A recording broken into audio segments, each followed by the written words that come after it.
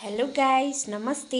आज भने चाहिँ म बनाउन गइरहेको छु बयममा राख्नुको लागि आँपको अचार। र यहाँ मैले आँप ल्याएर चाहिँ काटेर चाहिँ सुकाएको थिएँ। यो आँप चाहिँ मैले कम्ती ल्याएको किनभने अहिले मौसमको कारणले गर्दा है घामै लाग्दैन, त्यसले गर्दा बिग्रिन्छ भनेर चाहिँ ट्राईको लागि कम्ती मात्रै ल्याइरहेको छु नि त।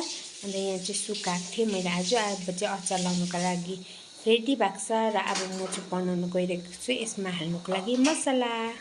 र यसमा हाल्नुको लागि चाहिँ मैले मसला यहाँनिर चाहिँ यो चाहिँ हो धनियाँको दाना है। अन्त यो धनियाँको दानालाई चाहिँ हल्का भुटेर चाहिँ म चाहिँ यसलाई पिन्छु। अन्त जिरा पनि हाल्छु है सँगसँगै भुटेर।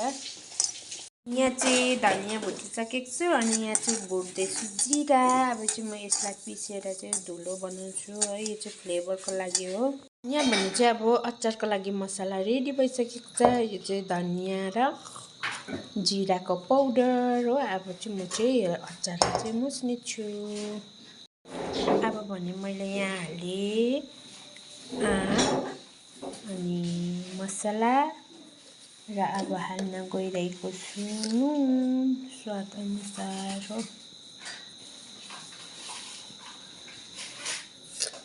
कम्ती छ आँप चाहिँ, त्यसले गर्दा हो।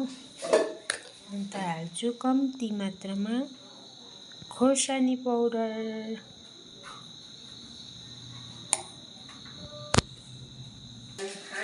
अब हाल्छु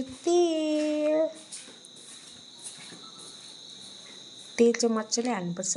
तेल मजाले हाल्यो भने चाहिँ छिट्टो बिग्रिँदैन अचार। अब चाहिँ म यसलाई चाहिँ मजाले हात सफा धोएको छु है। अब यसलाई चाहिँ म मजाले मोलेर चाहिँ फिट्नेछु। र चाहिँ छ मेरो अचार हाल्ने बयम है, मैले अस्ति नै धोएर रेडी गरिराखेको थिएँ। अब चाहिँ अचार भइसकेको छ, हेर्न सक्नुहुन्छ है। अब चाहिँ म चाहिँ बयममा हाल्न गइरहेको छु।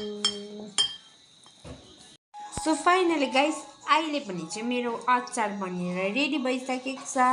अब यसलाई चाहिँ महिना दिन राख्नुपर्छ घाममा सुकाउँदै, अनि चाहिँ खानुपर्छ। यम्मी हुन्छ मामसँग है। Thank you.